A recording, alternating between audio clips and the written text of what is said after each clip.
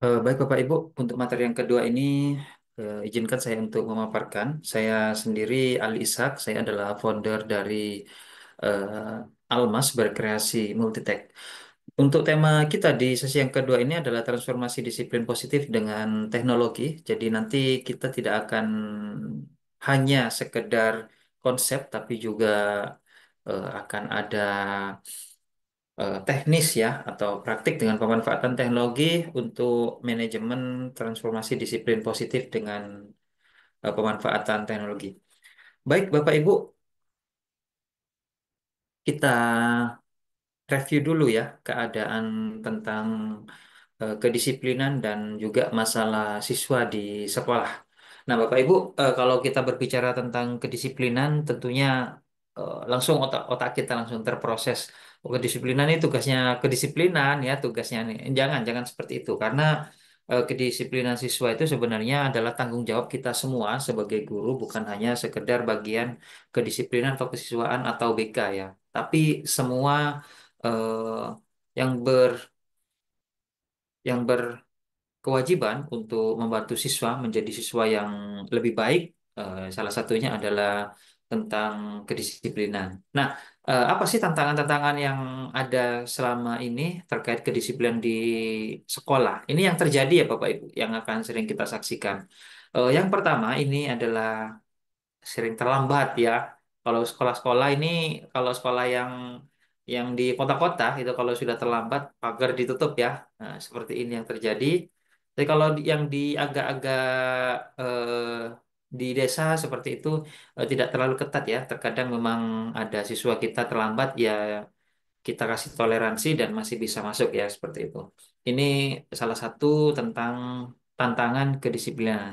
Kemudian yang kedua, ini ada siswa kabur saat jam sekolah ya seperti itu. Ini hal yang sering kita temui ya kalau Bapak Ibu guru eh, sering keliling-keliling sekolah, keliling-keliling lingkungan sekolah ya. Tapi kalau Bapak Ibu guru sering ada di ruang guru, maka tidak akan menemukan hal-hal seperti ini. Ini biasanya Pak Satpam yang sering menemukan siswa lompat pagar seperti ini. Nah, kemudian tantangan berikutnya terkait kedisiplinan siswa yaitu siswa makan saat guru mengajar ya, entah mengemut permen atau apa mungkin boleh jadi siswa itu paginya tidak sarapan dan akhirnya makan ya. Apakah boleh? Ya, secara manusiawi, manusia butuh makan dan mungkin diperbolehkan. Tapi secara etika mungkin saat kita ada kegiatan belajar mengajar maka tidak disarankan untuk makan seperti ini. Dan ini adalah pelanggaran kedisiplinan oleh siswa ya. Nah, kemudian berikutnya adalah pakaian tidak rapi alias baju dikeluarkan ya. Ini yang paling sering dan ini eh, biasanya langsung direspon sangat keras ya oleh wali kelas atau guru mata pelajaran ya. Nah, nanti di webinar ini kita akan menselaraskan ya antara kedisiplinan dan juga tindak lanjutnya ya.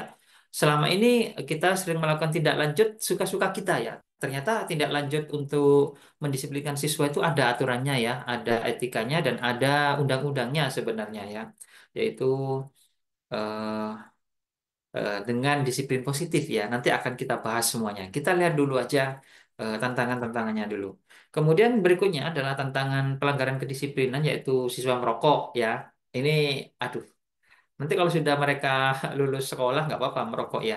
Tapi sebenarnya kalau kita berpikir secara bebas ya hak-hak hak manusia ya boleh merokok boleh tidak ya. Tapi karena kita ada di sekolah maka eh, ada aturan-aturan yang tujuannya adalah untuk melatih siswa berbuat lebih baik dan bermanfaat bagi kesehatan dirinya seperti itu. Nah, kemudian tantangan kedisiplinan berikutnya adalah siswa membuat kekacauan seperti itu dan ya yang sering kita lihat adalah respon guru kadang-kadang eh, bisa mengatasi dengan santuy gurunya, tapi ada juga guru yang TG ya, langsung tegangan tinggi seperti itu dan itu di era sekarang ini perlu kita pelajari dan perlu kita terapkan ya, tidak langsung kita memberikan respon yang keras kepada siswa. Kenapa? Karena nanti akan ada konsekuensinya di era sekarang, Bapak Ibu. Kenapa? Banyak sekali kasus-kasus. Siswa nggak terima, orang tuanya melaporkan ke polisi ya, seperti itu. Nah, ini lagi yang paling sering masih ya, ini masih dari era zaman jahiliyah dahulu sampai era sekarang masih ada ya siswa yang tawuran seperti itu. Dan ini perlu pembelajaran yang terus-menerus dan perlu perjuangan kita sebagai pendidik terhadap ketidakdisiplinan terkait dengan tawuran ini. Nah, Bapak Ibu, setelah kita lihat contoh-contoh ya, itu hanya sebagian kecil ya. Sebenarnya banyak sekali pelanggaran-pelanggaran kedisiplinan ya. Dan itu ya luar akan kita sering saksikan ya di sekolah kita ya. Nah, terjadinya pelanggaran kedisiplinan ini hampir tiap hari dan apa yang harus seharusnya dilakukan guru ya. Dan di era sekarang Bapak Ibu guru harus mulai harus mempelajari ya bagaimana tindak lanjut untuk kedisiplinan agar tidak menimbulkan efek yang tidak baik. Nah, selama ini yang terjadi kalau ada siswa melanggar kedisiplinan, guru cenderung menghukum. Menghukumnya dengan apa? Dengan disetrap ya, yaitu berdiri seperti ini atau mungkin berdiri di sebelah guru ya, guru sambil menerangkan dan eh, siswa diberdirikan bagi yang tidak mengerjakan PR atau terlambat ya atau mungkin siswa yang kabur seperti itu. Nah, pertanyaannya apakah menghukum siswa itu dapat menyelesaikan masalah atau apakah menghukum siswa dengan seperti ini ada nilai edukasinya atau ini hanya seperti merendahkan siswa sebagai manusia seperti itu Bapak Ibu. Dan itu tadi sudah dibahas sebagian oleh Bapak narasumber kita. Yang pertama Pak Rojabi bahwa menghukum itu kadang-kadang tidak terkait dengan kesalahan mereka. Ya, itu yang perlu kita kaji ulang dan itu sedang dikaji oleh para pakar ya dalam tindakan disiplin positif ini. Nah, selama ini banyak guru yang melakukan hukuman terhadap siswa dan lagi-lagi eh, kemarin yang sempat viral ya, orang tuanya nggak terima dan dilaporkan ke polisi, Bapak Ibu. Nah, ini juga ada yang lainnya lagi ya. Kemarin Guru Supriyani ya, berikutnya juga ada di SDN Wonos, ya di Jawa Tengah lah. Kita tidak perlu sebut nama sekolahnya. Jadi ada seorang siswa bertengkar, berkelahi, kemudian dilerai oleh gurunya dan gurunya orang tuanya nggak terima, gurunya dituntut ya dengan biaya yang mahal seperti itu. Ya, ini juga ada ya, eh, bisa kita lihat berita-berita dan ini memberikan impact yang sangat luas ya di Indonesia, terutama di pendidikan dan akhirnya guru tidak mau bertanggung jawab lagi ya terhadap kedisiplinan siswa seperti itu. Dan akhirnya seperti kita lihat dibuatkan video-video eh, yang menyindir ya. Kalau siswa mau nakal, mau ngapa-ngapain ya udah, guru nggak usah eh, membantu siswa ya, dibiarkan saja seperti itu. Kita lihat videonya. Ya, ada siswa tengkar dibiarin, siswa ngerokok dibiarin. Ya, ada siswa tawuran, ya udah dibiarin, siswa pacaran. Ya, itulah sekilas sindiran ya, sarkasme, video-video sarkasme yang dibuat oleh sebagian guru kita karena kemarin sempat viral Guru Supriyani yang dipolisikan karena alasan tidak jelas ya oleh wali muridnya. Dan impactnya sampai saat ini masih kita rasakan dan banyak guru yang masih bimbang ya mau melakukan tindakan seperti apa jika siswa kita melakukan pelanggaran kedisiplinan seperti itu. Lalu pertanyaannya bagaimana mengantisipasi kesalahan siswa di sekolah, Bapak Ibu? Dan salah satunya ini salah satunya ya, mencegah pelanggaran disiplin di sekolah memerlukan pendekatan yang holistik ya, yaitu melibatkan siswa, guru, dan juga orang tua serta manajemen sekolah. Jadi pihak itu seluruh pihak ini yang empat ini harus dilibatkan dulu ya. Kita buat kesepakatan bersama ya. bahwa misalkan kita buat aturan bersama, tanda tangan, seandainya aturan ditegakkan, misalkan ya, maka tidak boleh ada tuntutan seperti itu. Dan salah satunya ini adalah menerapkan sistem poin ya Bapak Ibu, serta konsekuensi yang adil dengan disiplin positif ya. Jadi gambaran sistem poin itu bagaimana? Gambarannya itu jadi misalkan ada siswa kayak tadi. Misalkan terlambat ya, terlambat masuk kelas, maka nanti dapat poin 2 misalkan ya dicatat ya. Lalu tindak lanjutnya bagaimana? Tindak lanjutnya tidak boleh memberikan hukuman Bapak Ibu. Kan tadi sudah disampaikan oleh Bapak Dr. Rojabi. Jadi pendekatan yang kita lakukan adalah bukan pendekatan hukuman, tetapi pendekatan disiplin positif. Disiplin positif itu apa saja? Nanti akan kita bahas semuanya ya di sini. Baik, nah, setelah kita tahu tadi, salah satu solusinya adalah penerapan sistem poin dan kita tidak akan menggunakan lagi sistem eh, hukuman ya. Kenapa? Karena sistem hukuman itu mendapatkan reaksi yang luar biasa. Salah satunya adalah yang terjadi dengan Guru Supriyani dan guru tadi ya, yang dituntut oleh wali murid ya, karena menggunakan pendekatan hukuman. Pertanyaannya mengapa kok bukan hukuman untuk tindak lanjut pelanggaran kedisiplinan siswa, Bapak Ibu? Dan ternyata hukuman ini hanya memberitahu anak bahwa dia melakukan hal yang buruk, ya. Dan hukuman itu tidak memberitahu anak apa yang harus dia lakukan sebagai alternatifnya, ya. Jadi jadi hukuman ini sangat mungkin tidak masuk akal bagi anak, Bapak Ibu. Lebih parah lagi, hukuman biasanya tidak ada hubungannya dengan kesalahan yang dilakukan oleh anak ya. Jadi misalkan anak terlambat sekolah dihukum keliling lapangan ya. Hukumannya itu sebenarnya tidak ada nilai edukasinya, nggak ada kaitannya terlambat sekolah dengan keliling lapangan ya. Kalau terlambat sekolah, hukumannya ya harus terkait dengan penyadaran bahwa terlambat itu adalah sesuatu yang tidak baik seperti itu, bukan malah disuruh keliling lapangan atau mungkin disetrap atau disuruh bersih-bersih WC seperti itu Bapak Ibu. Jadi itu yang jadi pemikiran para pakar yang sekarang sudah mulai meninggalkan sistem hukuman seperti itu. Nah, kemudian apa sih disiplin positif itu Bapak Ibu?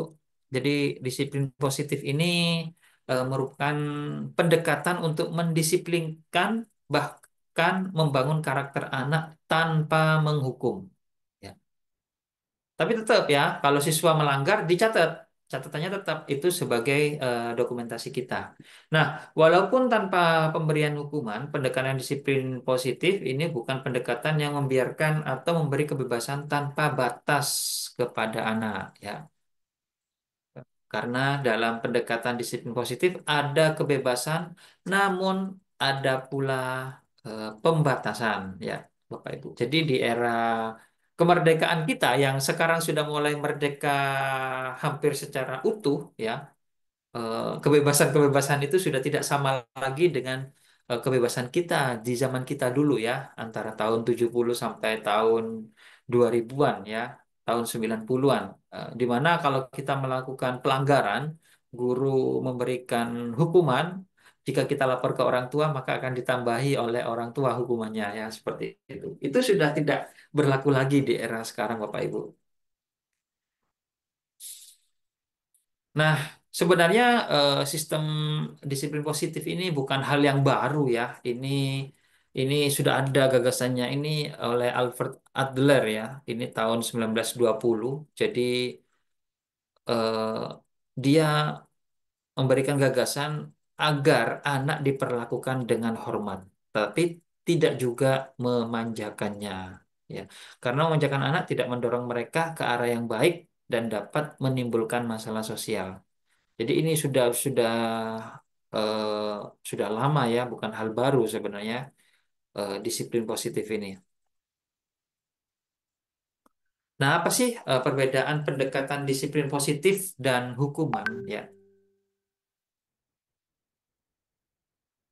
Jadi kalau ada anak tadi melanggar kedisiplinan, kecenderungan kita selama ini yaitu melakukan pendekatan hukuman ya. Nah, ini perbedaannya ya. Yang sebelah kiri ini adalah pendekatan disiplin positif, yaitu jika anak melakukan pelanggaran kedisiplinan, kita akan memberikan alternatif lain pada anak ya. Nah, sedangkan pendekatan hukuman yaitu hanya melarang anak. Kamu dilarang terlambat, kamu dilarang apa namanya, dilarang macam-macam ya. Eh, Seperti itu. Harus mengikuti tata tertib yang ada di sekolah ya. Nanti melarang apa? Kadang-kadang anak bertanya, kenapa saya kok nggak boleh, misalkan pakai apa ya seperti itu? Itu dilarang. Nah, itu kalau hukuman hanya melarang. Sedangkan disiplin positif itu kita memberitahu dan memberi alternatif lain pada anak. Ya. Berikutnya untuk disiplin positif yaitu mengakui dan menghargai upaya anak dan tingkah laku mereka yang baik. Ya. Jadi kalau anak melanggar, kita akan berbicara hal lain, tingkah laku lain yang mereka yang baik ya. Jadi kalau dia misalkan terlambat hari ini biasanya kita akan berbicara, "Eh, saya percaya kok sebenarnya kamu tidak terlambat ya, karena kemarin-kemarin tidak pernah terlambat dan hari ini terlambat. Saya yakin ada alasan yang mungkin membuat terlambat seperti itu ya, seperti itu. Jadi kita hargai. Kadang-kadang kita lupa ya, kebaik ya 90 kebaikan, 99 kebaikan dan ada satu kesalahan, maka kesalahan yang satu itu yang diungkit-ungkit itu yang sering terjadi. Nah, itu kenapa? Itu biasanya melalui pendekatan hukuman Bapak Ibu. Jadi eh, untuk pendekatan hukuman yaitu kita sering menanggapi perilaku negatif anak dengan cara yang kasar seperti itu. Kemudian berikutnya yaitu anak menaati peraturan apabila mereka diajak berdiskusi dan menyetujui peraturan tersebut. Jadi aturan itu tidak tahu-tahu ada di sekolah ya, tapi kita ajak rapat bersama, kita buat tata tertib ya, baju harus di dalam, pakai sepatu warna hitam ya. Kemudian kita sampaikan ke siswa lalu ditanyai apakah sepakat. Kalau ada yang tidak sepakat silahkan di mana yang jadi masalah kita diskusikan seperti itu ya. Itu pendekatan disiplin positif. Sedangkan pendekatan hukuman yaitu anak menaati peraturan karena mereka diancam atau diomeli ya, seperti itu. Jadi beda sekali ya pendekatan disiplin positif dan hukuman. Kemudian berikutnya adalah konsisten bimbingan yang tegas. Ini untuk disiplin positifnya, sedangkan hukuman ini mengendalikan, memalukan dan melecehkan anak ya sebenarnya. Jadi saya ingin Anda jadi anak yang disiplin maka harus ikuti aturan, jika tidak maka akan dihukum setrap atau berdiri di atas kursi seperti itu ya di lapangan. Itu sebenarnya tidak boleh, itu pendekatan hukuman dan itu harus kita tinggalkan mulai sekarang. Kemudian pendekatan disiplin positif yaitu positif dan menghargai anak ya. Sedangkan yang hukuman negatif dan tidak menghargai anak ya. Kemudian berikutnya tidak mengandung kekerasan baik secara fisik maupun verbal Bapak Ibu. Jadi ini perbedaan yang sangat bisa dilihat ya. Disiplin positif tidak menggunakan kekerasan ya, baik fisik maupun verbal ya. Berbeda dengan hukuman, yaitu mengandung kekerasan fisik maupun verbal serta agresif ya. Jadi ini catatan pentingnya ya.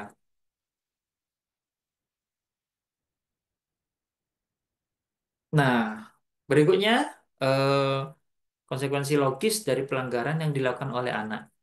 Ya, jadi misalkan siswa memecahkan alat praktikum, misalkan ya, maka konsekuensi logisnya adalah siswa harus mengganti alat tersebut.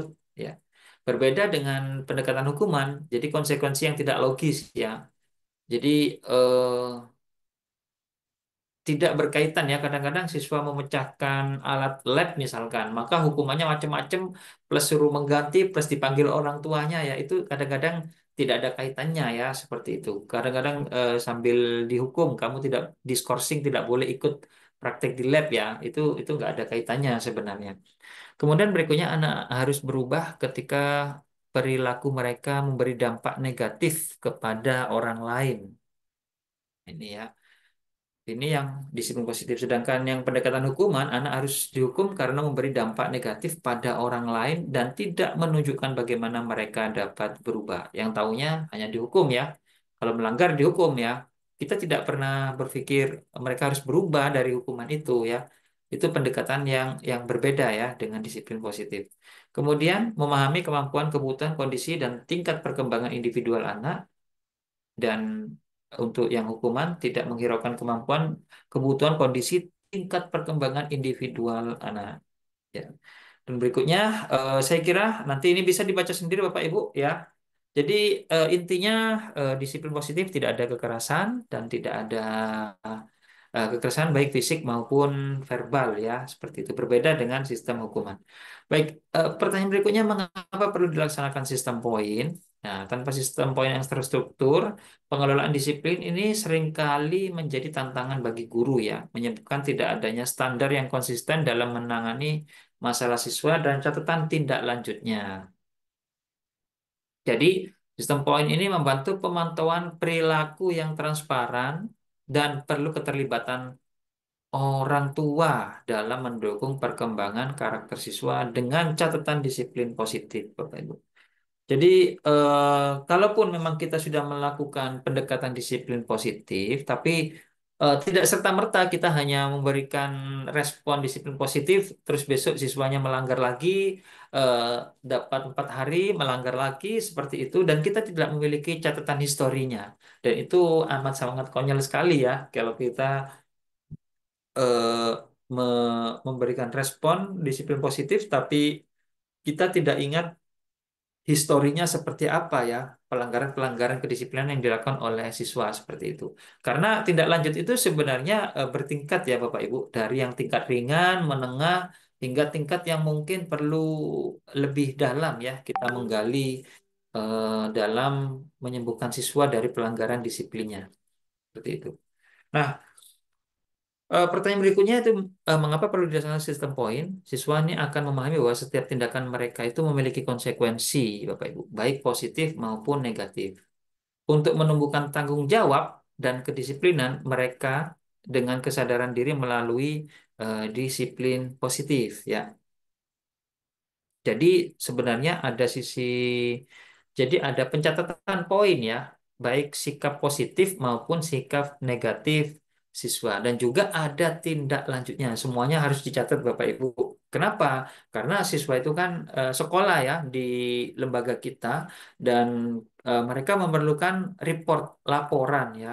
Jadi akademik saja ada laporan, ada rapor, ada nilai matematika, maka karakter pelanggaran kedisiplinan juga harus ada laporan yang perlu dilakukan oleh kita ya sebagai guru pendamping siswa seperti itu. Nah, untuk itu nanti kita akan memanfaatkan sebuah aplikasi namanya Sistem Poin Almas seperti ini Bapak Ibu. Ya, saya akan praktekkan dulu bagaimana pemanfaatan aplikasinya seperti ini ya. Jadi ini aplikasinya berbentuk Excel ya Bapak Ibu. Jadi eh, gampang cara menggunakannya dan ini sudah terintegrasi dengan catatan tindak lanjut disiplin positif ya. Jadi kita aktifkan dulu. Nah Bapak Ibu, eh, seperti inilah kira-kira aplikasi manajemen untuk mencatat pelanggaran kedisiplinan serta tindak lanjut disiplin positif oleh siswa seperti itu. Jadi langkah-langkahnya sebenarnya gampang. Ada 3 langkah saja. Yang pertama isi dulu database siswa di sini ya. Baru kemudian jika ada pelanggaran maka kita perlu melakukan input data di sini ya seperti itu. Jadi di sini saya terangkan dulu di sini gambarannya. Ini adalah halaman utama walaupun ini tombol-tombolnya banyak. Semuanya ini adalah tombol otomatis Bapak Ibu. Ini hasil analisisnya otomatis ya. Kemudian yang perlu kita lakukan itu hanya 3 saja, yaitu menginput database siswa, lalu menginput setiap kali siswa melakukan pelanggaran kedisiplinan seperti itu ya. Oke, kita mulai. Ini halaman utama hanya berupa tombol-tombol. Lalu di sini sudah ada master point-nya, Bapak Ibu. Master point itu apa? Master point ini adalah catatan eh, kedisiplinan ya. Jadi kalau dilanggar nanti akan dapat poin, kata kuncinya. Jadi misalkan ya terlambat satu kali maka dapat poin dua, seperti itu. Terlambat dua kali poinnya 4. Terlambat berkali-kali poinnya 10 ya. Kemudian kita lihat lagi, geser ke bawah misalkan. Kehadiran sakit tanpa keterangan itu 2. Kalau sakit tanpa keterangan alfa, maka poinnya 5.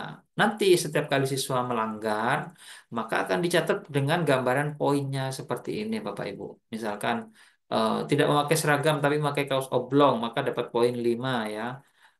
Kemudian alisnya dicukur 4 ya. Ini sebenarnya banyak, ini sebenarnya terkait sama aturan yang ada di sekolah, dan ini perlu disepakati dulu ya Bapak Ibu dengan siswa seperti itu. Misalkan merokok, ya merokok ini kalau membawa sendiri 20. Kalau benar-benar merokok bawa atau titipan ya. Kalau tertangkap basah sedang merokok maka langsung 50 ya, seperti itu. Dan nanti sistem kerjanya apa namanya? Kalau siswa melanggar akan ditulis di sini di input ya. Kita lihat misalkan kita cari namanya nih Eka Wijaya, nomor induknya 1004. Maka di sini ditulis 1004 ya. Eka Wijaya.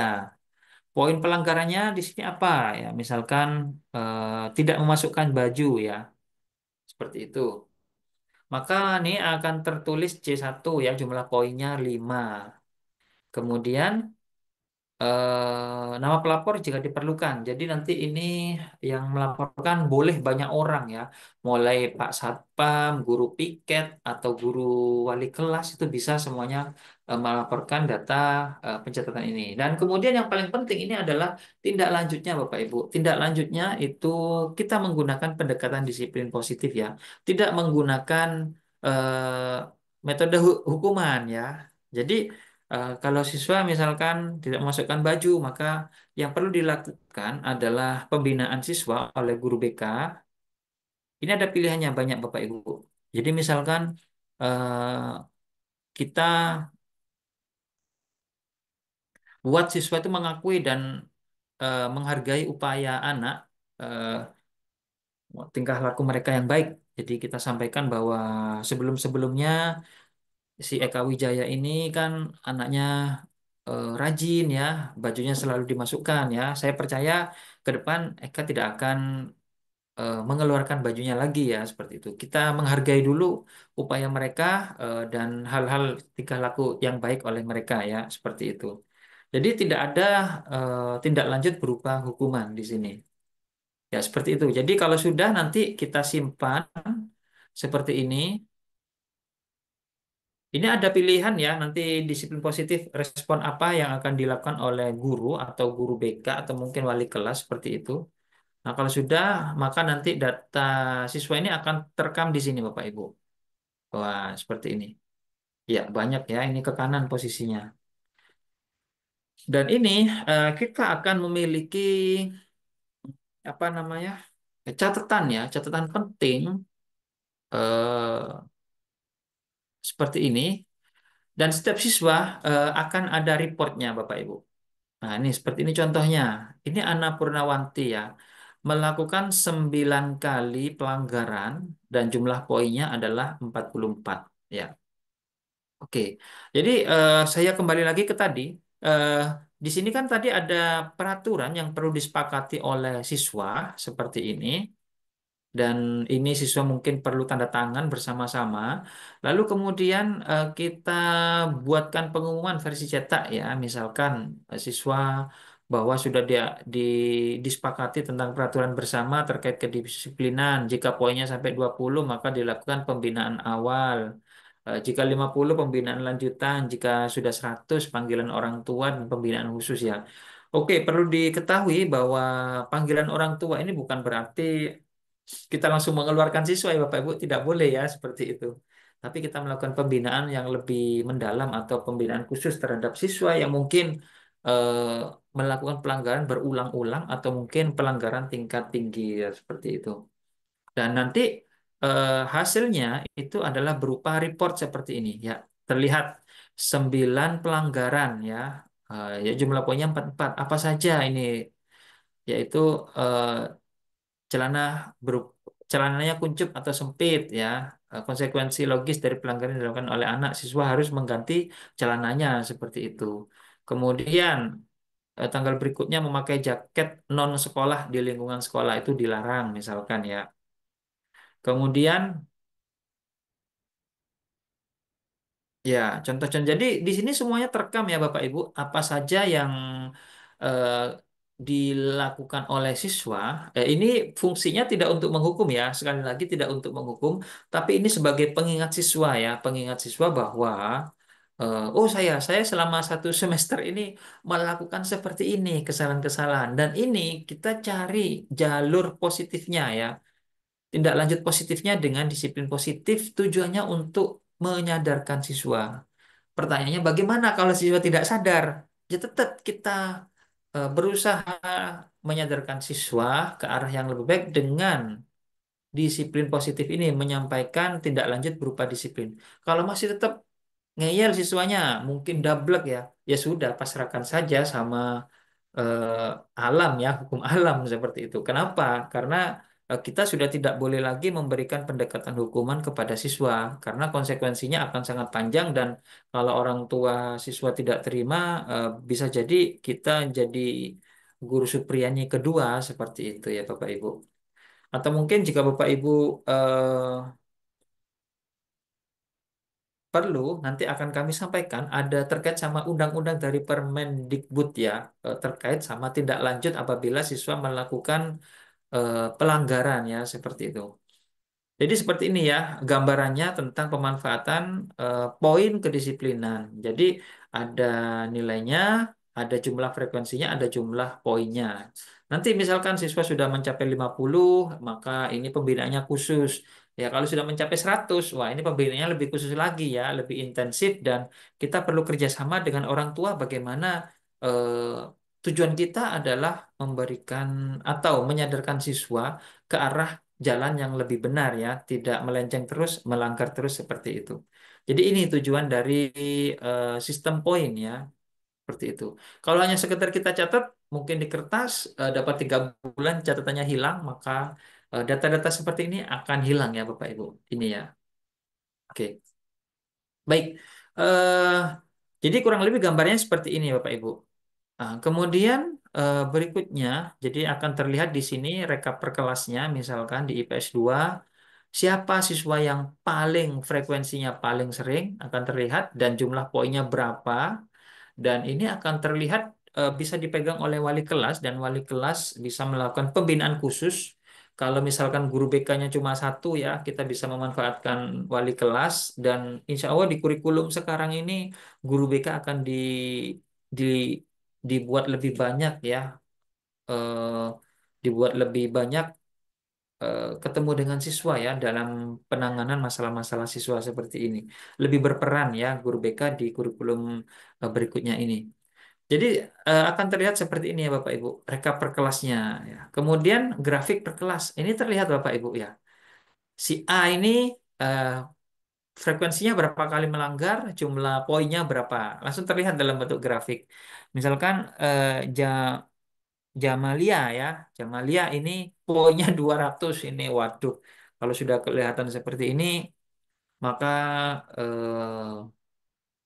sekolah juga harus tahu siapa siswa yang harus dibina lebih intensif ya, seperti ini terkait dengan pelanggaran kedisiplinan.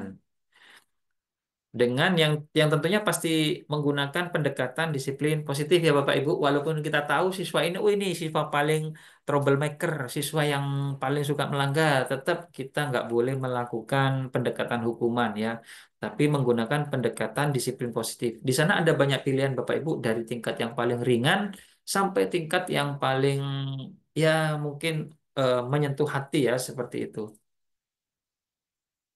Oke. Kemudian di sini akan terlihat juga urutan frekuensi tertinggi, mau top 10, mau top 5 atau ini bisa diumumkan juga nggak apa-apa untuk memotivasi siswa bahwa kita dapat prestasi tapi prestasi pelanggaran hukuman seperti ini terlihat ya. Ini berapa kali frekuensinya, kemudian berapa kali poinnya. Dan ini poin tertinggi akan urut dari yang paling tinggi ke paling kecil seperti itu, Bapak Ibu.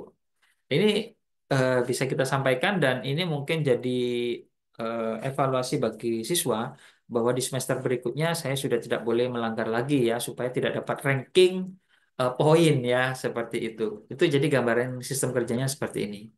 Dan ini rekap semuanya seluruh kelas ya dan terlihat frekuensi tertinggi kelas berapa saja dan jumlah poin tertinggi siapa ya. Ini terlihat otomatis ya ini semuanya Bapak Ibu. Baik, berikutnya juga untuk database ini bisa diisi menggunakan input di sini, manual di aplikasi Excel ini. Bisa juga kita menggunakan Google Form ya Bapak Ibu. Jadi di sini sudah ada template-nya, Google Form-nya itu, maaf saya buka dulu ya. Google Form-nya seperti ini, ada template-nya, Bapak Ibu nanti bisa ngisi online. Cuma kekurangan di Google Form ini nanti tidak otomatis ya. Untuk kode poinnya jadi kita perlu mengcopy paste dalam Google Doc ya kemudian diklik aja untuk melihat kode poinnya jadi misalkan nama pelanggarnya kode poinnya berapa jumlah poinnya ini diisi manual berbeda dengan penginputan yang tadi ya yang ada di aplikasi tadi untuk yang di aplikasi ini kan sudah otomatis ya seperti ini jadi misalkan kita tulis nomor induknya 1009 maka nanti akan keluar ya. Kode poinnya cukup diklik aja seperti ini maka akan keluar dan juga tindak lanjut disiplin positifnya juga kita cukup mengklik saja seperti ini dan langsung keluar. Ini kelebihannya kalau inputnya dari aplikasi. Nah, untuk Google Form kelebihannya ya kita online ya. Nah, bagaimana cara ngambil datanya? Saya hapus ya. Cara ngambil datanya nanti Google Form itu kan keluar dalam Google Sheet ya. Kalau sudah itu linknya ditaruh di sini, lalu kita cukup klik tombol ini saja, import dari Google Sheet, maka data dari online tadi itu bisa kita tarik ke dalam aplikasi. Dan ini jadi lebih mudah ya, kurang lebih seperti ini. Ya, begitu ya Bapak Ibu. Jadi ini gambarannya, yang lain-lain kayak tadi ya. Output per peserta kayak gini, ini bisa kita tambahkan foto ya. Ini sudah keluar fotonya. Jadi kalau mau dicetak PDF bisa ya, diklik tombol ini dari siswa nomor 1 sampai siswa nomor 3 ya. Tapi ini sudah nggak ada pelanggarannya karena ini datanya sudah kita ganti yang online tadi. Dan nanti aplikasi ini akan mencetak file PDF seperti ini. Nah ini Anna Purnawanti. Dan ini bisa kita bagikan ke siswa atau ke orang tua sebagai bahan evaluasi. Kita bekerja sama dengan orang tua untuk mendisiplinkan siswa ya, tentunya dengan pendekatan disiplin positif. Nah, seperti ini ya Bapak Ibu kurang lebih hasilnya ya. Nah, ini karena datanya tadi sudah saya hapus, maka ini hilang ya. Jadi kurang lebih seperti itu dan ini bisa kita bagikan ke siswa dan tidak perlu dicetak. Kalau mau dicetak bisa untuk laporan ke sekolah ya jika diperlukan atau mungkin persiapan untuk cadangan akreditasi ya. Jadi kita memiliki catatan-catatan siswa seperti ini. Baik Bapak Ibu, kita lanjut lagi ya. Kurang lebih tadi ya, itu aplikasinya berbentuk Excel dan ini masih banyak Bapak Ibu kelengkapan kelengkapan di sini ada surat untuk siswa, ada surat untuk orang tua, undangan ya, sudah ada template-nya, ada surat perjanjian ya. Jika siswanya masih terus-terusan ngeyel ya, ada cover kalau mau di print nanti bisa untuk laporan. Ya, saya kira ini hanya konsep-konsep dan Bapak Ibu bisa dikelola apa dieksplorasi sendiri ya. Ini aplikasi juga bisa di password ya. Seperti itu. Baik Bapak Ibu, jadi demikianlah manajemen kita untuk disiplin positif dengan pemanfaatan teknologi. Jadi kalau ada siswa melakukan pelanggaran disiplin, kita memiliki historinya, kita memiliki manuskripnya, punya catatan. Jadi seandainya ada apa-apa eh, ke depan, guru punya pegangan seperti itu terkait sama siswa. Nah, kemudian kita lanjut lagi ke materinya ya. Tadi review untuk produk aplikasinya. Nah, eh, kemudian dampak positif dari penggunaan pencatatan sistem poin itu apa? Ya, Dampak positifnya yaitu peningkatan kedisiplinan siswa secara menyeluruh ya. Nah, kalau guru mata pelajaran, guru akademik punya raport ya nilai itu 70, 80. Kita juga punya raport ya, raport tapi pelanggaran siswa atau mungkin prestasi siswa ya. Jadi itu benar-benar kita dokumentasi dan seandainya diperlukan itu bisa jadi dokumen kita ya, terutama akreditasi atau terutama jika ada masalah dengan orang tua atau jika ada masalah siswa dengan orang lain ya, kita bisa eh, lihat itu dan tentunya eh, kalau bisa dirahasiakan ya, dirahasiakan apabila siswa terlalu banyak masalah. Kenapa? Karena itu kadang-kadang bisa merendahkan diri siswa ya, seperti itu. Kemudian dampak positif berikutnya yaitu penurunan kasus ketidakdisiplinan ya dan kenakalan siswa di sekolah. Kenapa? Karena siswa juga akan segan ya, segan kalau dia menjadi peringkat satu poin tertinggi di kelasnya. Kemudian peningkatan kerjasama antara guru, siswa, dan orang tua, Bapak Ibu. Jadi ini juga bisa disampaikan ke orang tua. eh, Jika siswa sering melanggar, eh, bukan hanya guru saja yang punya kewajiban untuk menyadarkan siswa. Orang tua juga punya kewajiban, itu perlu disampaikan. Dan yang terakhir, proses pencatatan disiplin ini menjadi lebih efisien dan lebih mudah. Kenapa? Karena menggunakan digitalisasi. Siapa pelaksananya? Ya, ini perlu koordinasi kerjasama. Kalau itu biasanya eh, kesiswaan, kedisiplinan. Kemudian untuk tindak lanjutnya adalah BK ya, guru BK atau wali kelas ya yang bisa memberikan tindak lanjut dan tentunya dengan menggunakan pendekatan disiplin positif, konsekuensi logis atau restitusi ya. Tidak boleh lagi menggunakan pendekatan hukuman. Ya, guru dan juga siswa itu sendiri ya harus mematuhi mekanismenya. Saya kira ini. Jadi apa peran guru BK dalam program sistem poin ini?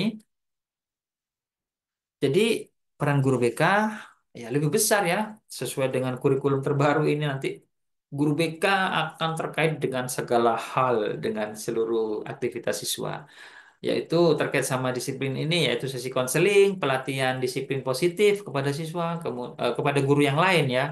Jadi guru BK punya kewajiban juga eh, kepada guru-guru yang biasanya memberikan respon hukuman kepada siswa terkait kesalahan atau pelanggaran kedisiplinan, maka diperlukan pelatihan disiplin positif ya kepada para guru yang lain yang masih belum mendengar ya tentang konsep disiplin positif ini.